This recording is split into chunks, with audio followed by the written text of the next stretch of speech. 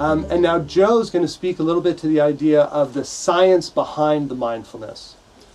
So in the past few years, there's been a lot of research into mindful meditation, really to see what the benefits are. Because let's say 5 to 10 years ago, meditation was kind of a fringy type of thing, and people didn't really know what people were getting out of it. So they started to do all kinds of research on the brain, and basically what they found is through mindful and meditation is that you can learn to train your brain. The same way that when you do physical exercise, you're training your body, or when yoga we talk about the poses to help our body, you can train your mind or your brain to have different thoughts. And the simplest way I can explain it is if you're always anxious and you're stressed and you're working long hours, and those are the kinds of things that your brain is dealing with. It's stressful, difficult kinds of things. And so your brain literally structures itself that way. What you do in meditation with mindfulness is you start to learn different characteristics: compassion, gratitude, happiness, peacefulness, those kinds of things. When your brain is thinking those things, it's firing different neurons. And so literally you build that up through your practice and you change your brain. And so the one saying is fake it till you make it. In meditation we say fake it till you think it. So your thoughts do become what you are.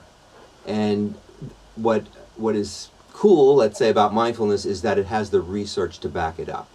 Sujantra knows about the different types of techniques that they use to get the research, but it's coming out that it's really clear that it helps you become a better person and a better executive, actually.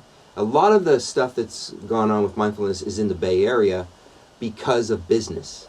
Because what they're finding is that it is improving the business world. Because people are able to focus more and think more clearly and be more relaxed. In the 70s, when they were researching meditation, they would look for the changes, the effects of meditation on the body and the mind through things like your heart rate and the skin conductivity, things like that, stress levels.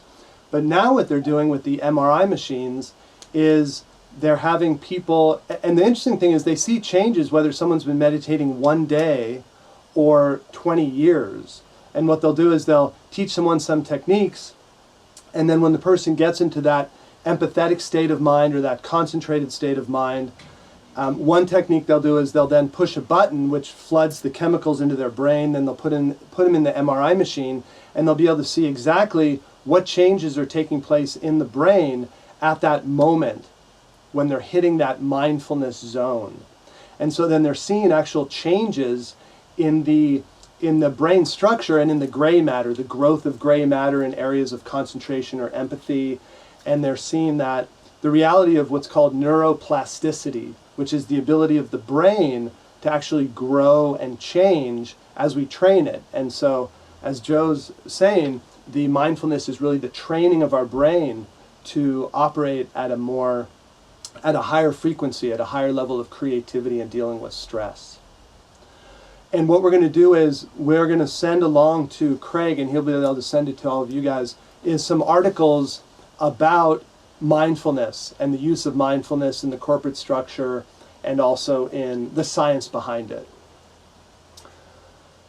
Okay, so now with the mindfulness, I think there's two general areas where it's going to be able to help you. It's going to be able to help you in the realm of your creativity, your ability to visualize and project ahead. So much of business, and especially, I have a sense of what you guys are going through because of ourselves in opening the yoga studio.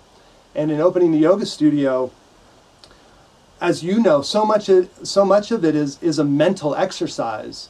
You have to internalize and think, okay, who's my customer out there? What are they going through? What's it like for my customer to walk into a yoga studio for the first time? What's going on inside them emotionally? What fears are they dealing with? And so the ability to really go into your customer's mind, or to project yourself into a marketplace. So another thing, again, you guys are dealing with is the future.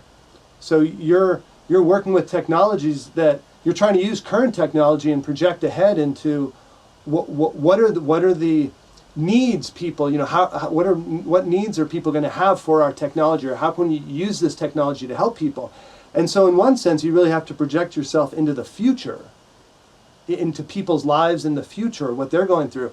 And so in this sense, the mindfulness and meditation is extremely helpful because you're able to put yourself into a really calm state of awareness, and that frees your mind.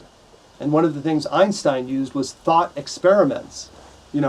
Not just theoretically what's an electron going through, but he would actually try to put himself of the experience of the electron.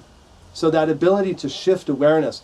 And so the mindfulness and the meditation will help you with your creativity, your ability to project yourself forward into your customers' minds and into the future. The other huge area, which Joe's going to speak to, is dealing with stress. And a really significant thing is what's called founder's depression. So I'll let Joe speak to those. Yeah. Are you all aware of the term founder's depression? Yeah, I think I've used it a few times. Yeah. In classes. Okay, it's pretty clear cut. It's all you guys, and it's all of us who've started businesses. I've started businesses myself, and anybody is prone to depression. But if you look at the statistics in the general population, it's about 7% of the people will have depression at any point in time in their life. If you look at founders of companies, that number rises to 30%. So 30%. Sorry? The blogs by Brad Feld, who talks from Foundry Booth. He's talked extensively about depression and founder's depression and having to accept the ways of dealing with it. It's a profound effect on value. Yeah, it's 30% is a high number. And so it's no wonder because of all the pressures that everybody's under. I mean, you want to be successful. You want to be successful for yourself, but you want to be successful for your family, for your friends. There's payroll you have to meet. There's financing issues. You're hit from all different angles all the time. And then the other piece to that is that there's really, in the end, not many people you can talk to about it. So what happens is you end up, it's all inside. It keeps bottled up, and you just end up dealing with it yourself. And that's what leads to the depression. What mindfulness has shown, again, through research, because there are programs that use stress reduction, mindfulness, to reduce the stress and therefore reduce the depression. So it does have a direct impact on depression as well as stress, anxiety, and things like that. What about, can you speak at all to the culture? How does meditation in the workplace, it's something we're looking into. We actually have our third conference room, we've turned into a Zen room. Yep. Dim lights and incense, and I can tell Sujantra's smiling already because he saw our laptops and there was no Zen about it. But maybe, I know you do a lot with corporate, but can you give us an idea of kind of how that's culture and what, the importance of culture in the business? So I think one of the important things we do at the yoga studio is because we're a yoga studio, we try as much as possible to integrate that culture of yoga, of mindfulness and meditation into the business side. So obviously, as a yoga studio, we're projecting the yoga as our service, but then the challenge is how do we integrate that into our culture behind the scenes? And so the idea, we have our yoga rooms where people can go do yoga and relax. You've created the Zen room, so I think creating a specific physical place in your culture where you honor that. So as a business, if you give importance, if you give some square footage to that, then your employees are going to realize that that's important to you, and so it gives value to the practice. Then the other thing we do at meetings, we start meetings either with a few moments of silence or chanting Om, A-U-M, which is one of the ancient mantras. Chanting Om 4 or 5 times to start the meeting, and just spending that 20 or 30 seconds with everyone chanting or in silence, it really helps to align things. And it's amazing how much stress you can let go of, as you guys are about to experience when we go through our exercises, how much stress you can let go of just in 2 or 3 minutes. And so if you put some type of mindfulness, another thing is there's beautiful Tibetan bowls that you stir like this, and it creates that beautiful high-pitched sound. And so even doing that for 1 minute before you start the meeting. So if you do something at the start of each meeting that creates that energy and that vibration, you can wipe away so many of the obstacles that are going on and let go of stress. And I think also, because you're all leaders, setting the tone of the culture needs to come from you all. If the top person is talking about meditation, talking about mindfulness, saying that I do it, these are the benefits, this will help you be a better person and a better professional, those kinds of things, planting those seeds, and people watch that and they respond to that. So because there's a lot of clouds around meditation and yoga still to this day.